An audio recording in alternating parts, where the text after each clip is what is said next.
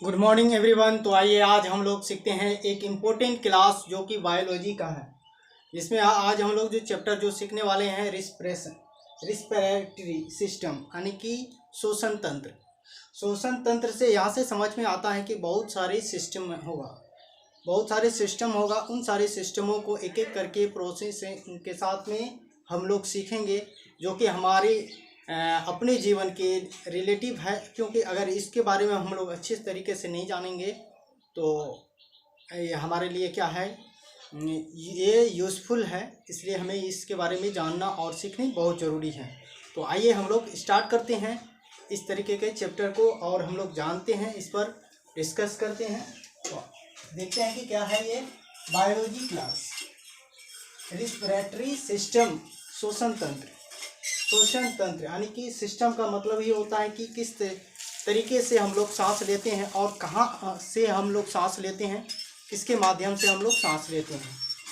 तो हम लोग जैसे पहले हम लोग जानते थे बचपन में और सुने भी हैं और अपनी भी प्रैक्टिस में करते हैं, देखते हैं भी है। उससे पता चलता है कि हम लोग जो है कि क्या होता है नासा छिद्र। ये क्या है नासा छिद्र।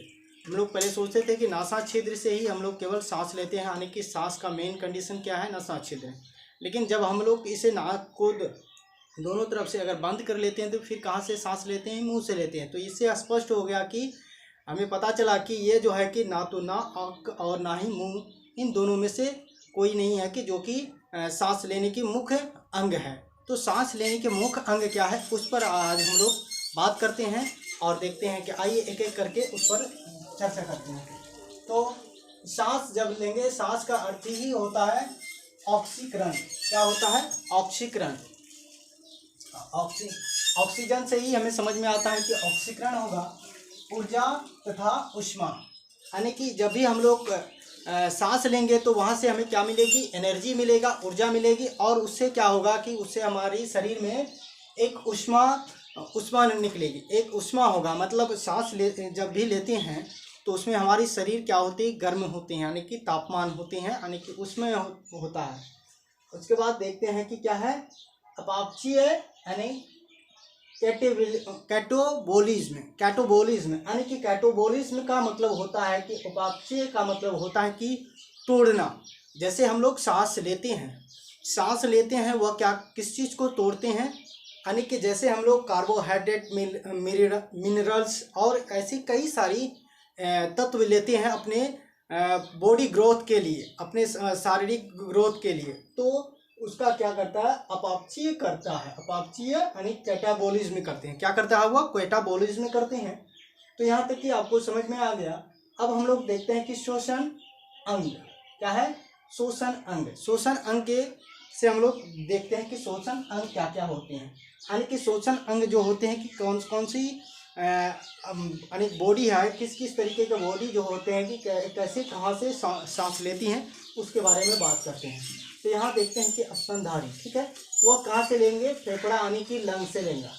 कहाँ से लेगा, लंग से लेता है।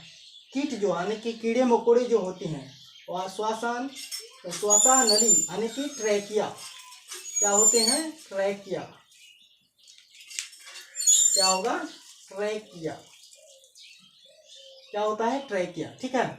और देखते हैं जलीय जीव गिल से लेता है। जैसे मछली सबको देखते हैं कि मछली सब जो होता है कि वह गिल से होता है, कि दोनों साइड में होते हैं और गिल से होते हैं, वह यानी कि जलीय जीव होते हैं, ठीक है। अब देखते हैं कि मेढक भी कई तरीके का होता है, यानी कि 3 तरीके के मेढक होते हैं, यानी कि 3 तरीके का वो कंडीशन होता है लेने की सांस।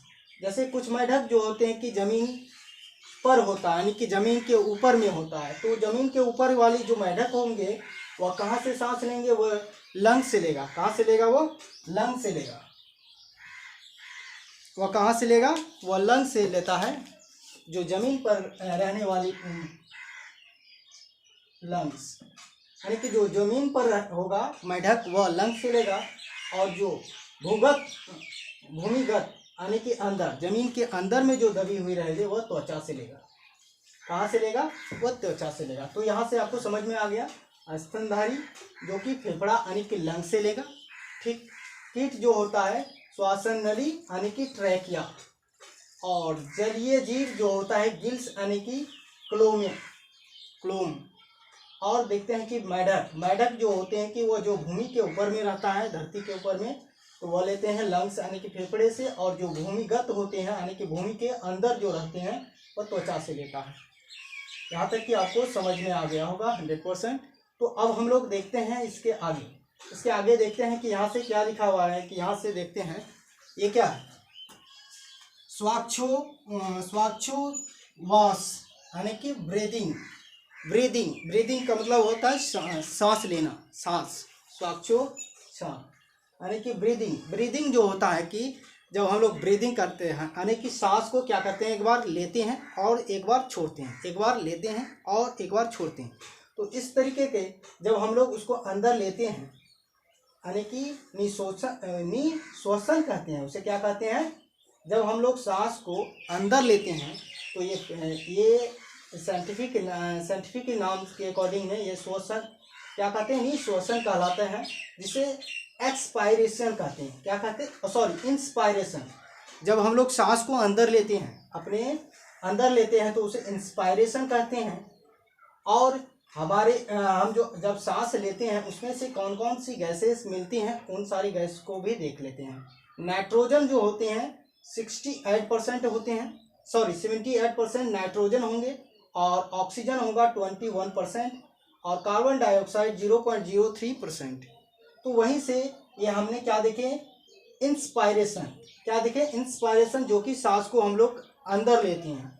इंस्पायरेशन हुआ जिसमें कि नाइट्रोजन हुआ 78%, ऑक्सीजन 21% और कार्बन डाइऑक्साइड 0.03%। ठीक है, तो मैंने फिर से आप बताऊं कि nitrogen 78%, oxygen 21% and carbon dioxide 0.03% है, वह कहाँ से होते हैं, इंस्पायरेशन, जब हम लोग सांस को अंदर लेते हैं। तो यहीं से अब आप देखते हैं कि आगे जब हम लोग सांस को छोड़ते हैं, ठीक है, उसे हिंदी में बोलते हैं निःश्वसन। अंदर लेते हैं तो निःश्वसन, और जब छोड़ते हैं तो निःश्वसन। ठीक है, तो एक्सपायरेशन, उसे क्या कहते हैं, एक्सपायरेशन में यानी कि जब हम लोग छोड़ते हैं नाइट्रोजन तो उसकी मात्रा जो होती है कितना, 78% कितना होती है नाइट्रोजन, हम लोग यानी कि जितने नाइट्रोजन लेते हैं और उतने ही नाइट्रोजन हम लोग क्या करते हैं, एक्सपायरेशन करते हैं, यानी कि निःश्वसन करते हैं, यानी कि छोड़ते हैं बाहर। उसके बाद ऑक्सीजन 17% यानी कि 17% लेते कितना है, 21%, और छोड़ते कितना है, 17% यानी कि 4% का डिफरेंट हुआ। तो उसी के अकॉर्डिंग में जैसे कार्बन डाइऑक्साइड हम लोग लेते कितना है, 0.03%, और छोड़ेंगे कितना, उसी के अकॉर्डिंग में हम लोग मैनेज करेंगे। यहाँ पर जब छोड़ेंगे तो कार्बन डाइऑक्साइड 4% यानी कि एक्चुअल होता है कि 4.6% होते, कितना होता है, 4.6%, यानी कि उसको एक्चुअल में बोलते हैं कितना, 4%। तो यहाँ से आपको समझ में आ गया। तो मैं फिर एक बार आपको बताऊंगा कि श्वासोच्छ्वास यानी कि ब्रीदिंग जो होते हैं, यानी कि जब हम लोग सांस लेते हैं यानी कि अंदर लेते हैं तो निःश्वसन बोलते हैं। क्या बोलते हैं, निःश्वसन, यानी कि इंस्पायरेशन। तो सांस जब लेते हैं तो हमारे वायु में यानी कि हवाओं में कई सारी गैसेस मिली हो रहती हैं, उन सारी गैसों में से जो लेते हैं उसके यानी कि नाइट्रोजन कितना, 78%, और ऑक्सीजन 21%, और कार्बन डाइऑक्साइड 0.03%। वहीं पर निःश्वसन, जब हम लोग सांस को बाहर छोड़ते हैं तब वहाँ पर क्या होता है, एक्सपायरेशन, यानी कि वहाँ पर नाइट्रोजन कितना होता है, 78%, यानी कि जितना लेते हैं और उतना ही गेन करते हैं। ठीक है, और उसके बाद ऑक्सीजन जो होता है वहाँ 21% लेते थे, और यहाँ छोड़ रहे हैं कितना, 17%, और कार्बन डाइऑक्साइड वहाँ हम लोग लेते थे कितना, 0.03%, और यहाँ हम लोग छोड़ते हैं कितना, 4%। ठीक है, तो यहाँ तक कि आपको कंफर्म ये समझ में आ गया होगा। अब हम लोग चलते हैं यहाँ से, अब हम लोग बात करते हैं ये क्या है, हम लोग जब यानी कि सिस्टमेटिक तरीके से कहाँ से कहाँ तक कि हमारे श्वास जो है कि पहुँचते हैं, और उसका एक्चुअल जो अंग जो होता है, सांस का जो अंग होता है वह होता है क्या है, तो होता है नासा छिद्र। नासा छिद्र जो यानी कि ये है वह हमारा नासा छिद्र। उसके बाद नासा कपाट, नसा कपाट, नसा कपाट जो यहाँ पर होते हैं जो हमारे, यह है नसा कपाट। अगर इस पर थोड़ी सी जोर से चोट लगा तो हमें बहुत दर्द होता है, तो वह नसा कपाट होता है, यहाँ पर नसा कपाट है, ठीक है। अब उसके बाद देखते हैं यहाँ है ग्रसनी। ग्रसनी यानी कि फेरिंग्स, फेरिंग्स क्या है यह, फेरिंग्स यानी कि ग्रसनी, ग्रसनी। लैरिंग्स, लैरिंग्स यानी कि स्वर, जहाँ से ऐसे अगर दबा दोगे इसको तो हमारी क्या नहीं निकलेगा, आवाज़ नहीं निकलेगा, तो ये क्या हुआ, लैरिंग्स। और पहले क्या है, फेरिंग्स, ठीक है, फेरिंग्स, लैरिंग्स, ठीक है। उसके बाद देखते हैं ट्रैकिया, श्वसन नली, ट्रैकिया श्वसन नली। अब देखते हैं ट्रैकिया, ट्रैकिया जहाँ पर, यहाँ से देखते हैं, अब देखो, अब हम लोग देखते हैं इस फिगर से, यहाँ से देखते हैं, ये है क्या हमारी ट्रैकिया हुआ, क्या है हमारा ये ट्रैकिया, ठीक है। अब ये ट्रैकिया से उसके बाद हम लोग आते हैं नीचे, ये क्या है, ब्रोंकाई, ब्रोंकाई, ब्रोंकाई, ब्रोंकोइलिस, ब्रोंकोइलिस, ब्रोंक्यूलिस, ब्रोंक्यूलिस होते हैं पे, एल्ब्यूलिस यानी कि वायु कोष्ठिका, वायु कोष्ठिका, और ब्लड एंड सेल। अब यहाँ से हम लोग इसको समझते हैं क्या होते हैं।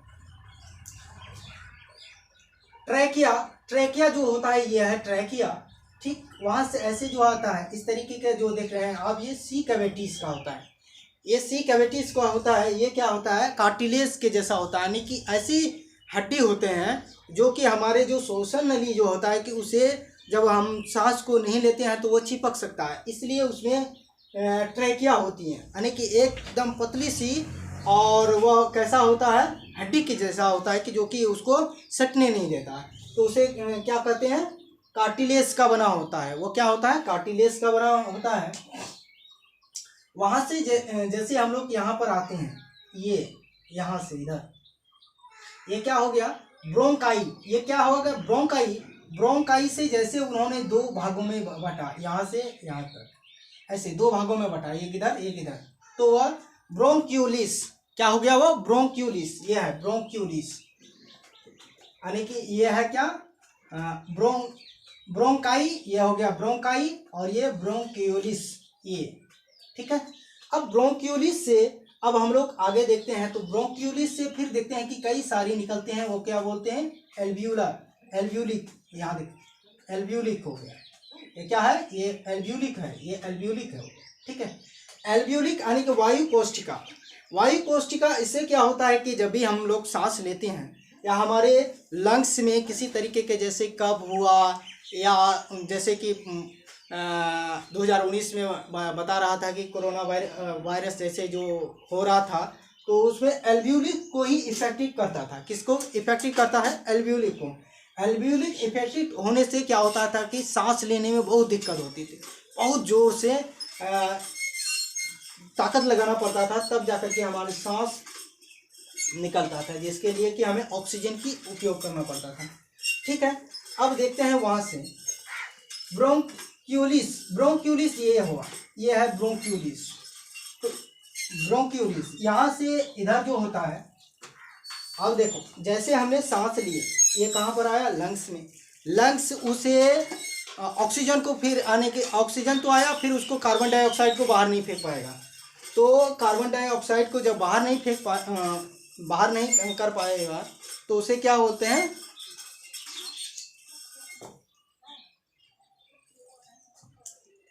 ये उसका डायफ्राम होता है। क्या होता है ये डायफ्राम होते हैं। यहाँ से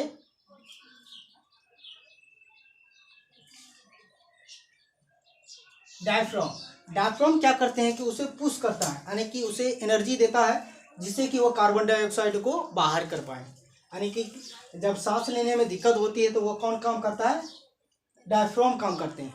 ये अगर डायफ्राम नहीं होगा तो ये लंग्स उतनी अच्छे से कार्य नहीं कर पाएगा, क्योंकि अगर डायफ्राम जैसे कि हम लोग उनको डायफ्राम्स काम करते हैं, जैसे कुछ और भी जैसे फीमेल्स जो प्रेगनेंस होते हैं तो उसको जो है कि डायफ्राम्स काम नहीं करते हैं, तो उसके जो है कि रिब्स जो है, साइड की रिब्स जो है वो उसका क्या करते हैं, पंप्स करते हैं किसको, कार्बन डाइऑक्साइड को निकालने में। तो यहाँ तक कि आपको मैंने और एक बार आपको रिपीट करता हूँ फिर से, ये क्या है, ऑक्सीकरण, जो कि ऑक्सीजन को ऑक्सीकरण करते हैं, और ऊर्जा आने की ऊर्जा आने की श्वसन से ऊर्जा मिलती है जो कि हमें ऊष्मा देती है। और उसके बाद देखते हैं अपक्षीय यानी कि कैटाबलिस, ठीक है, यानी कि जो कि तोड़ने की काम करता है, ठीक है। अब देखते हैं कि शोषण अंग में आने की जो आते हैं उसके बात करते हैं। जैसे स्तनधारी यानी कि फेफड़ा लंग से लेगा, और कीट जो है कि श्वसन नली यानी कि ट्रैकिया से लेगा। और देखते हैं जलीय जीव जो होता है कि गिल से लेता है, और मेढक जो होती है कि दो तरीके से, जैसे कुछ मेढक जो धरती के ऊपर में रहेंगे तो वो किससे लेगा सांस, तो वह लंग से लेगा, फेफड़े से लेगा, जो कि और भूमिगत जो कि धरती के अंदर में रहता है वह किससे लेता है, वह त्वचा से लेगा। अब देखते हैं स्वाक्षोवास ब्रीदिंग, यानी कि स्वाक्षोवास यानी कि ब्रीदिंग जो होता है क्या होता है, ब्रीदिंग यानी कि एक बार सांस लेना और दूसरे बार सांस छोड़ना, यानी कि expiration and inspiration and expiration. Inspiration मतलब निश्वसन यानी कि एक्सपायरेशन निःशोषण, यानी कि बोलने में थोड़ा सा डिफरेंट लगता है, निःशोषण एंड निःशोषण, ठीक है। तो इसमें से हम लोग जो गैस लेते हैं और यानी कि वायु जब लेते हैं तो वायु के साथ हमारी जो आता है वो नाइट्रोजन, ऑक्सीजन और कार्बन डाइऑक्साइड आते हैं। तो नाइट्रोजन की मात्राएं कितने होते हैं, 78%, एंड ऑक्सीजन का मात्रा होता है 21%, एंड कार्बन डाइऑक्साइड का मात्रा होता है 0.03%। और इसी में इंस्पायरेशन जब हम लोग करते हैं तो नाइट्रोजन जितना इंस्पायरेशन करते हैं उतना ही एक्सपायरेशन करते हैं, यानी कि 78%, एंड का ऑक्सीजन जैसे कि हम लोग लेते हैं 21%, लेकिन ऑक्सीजन छोड़ते कितने हैं, वो छोड़ते कितने हैं 17%, एंड कार्बन डाइऑक्साइड जो छोड़ते हैं वो आता है 4%, यानी कि एक्चुअल होता है 4.6%। यहाँ से हो गया। और मैंने बताया यहाँ से नासाछिद्र, नासा कपाट, pharynx, larynx, trachea, bronchi, bronchioles, alveoli, blood and cells. अब देखते हैं यहाँ तक कि समझ में आया। ब्लड जो है यानी कि इसके बाद जो है कि क्या है, एल्वियोलिक के पास आने के बाद ब्लड हमारा क्या करता है, ऑक्सीजन जैसे आता है हमारे लंग्स में, और वो ब्लड क्या करता है, उस ऑक्सीजन को बॉडी के हर एक सेल्स में क्या करते हैं, प्रोवाइड करते हैं। और उसके बाद प्रोवाइड करने के बाद कौन करता है, वो फिर सेल्स करता है। कौन करता है, सेल करता है, वह सेल्स करता है। माइक्रोकॉन्ड्रिया, क्या, माइक्रोकॉन्ड्रिया। तो इस तरीके से जो उसके बाद जो हमारे अंदर में बॉडी के अंदर में क्या होते हैं, कार्बन डाइऑक्साइड रहता है, उसको फिर क्या करते हैं, गेन करते हैं, यानी कि बाहर करते हैं।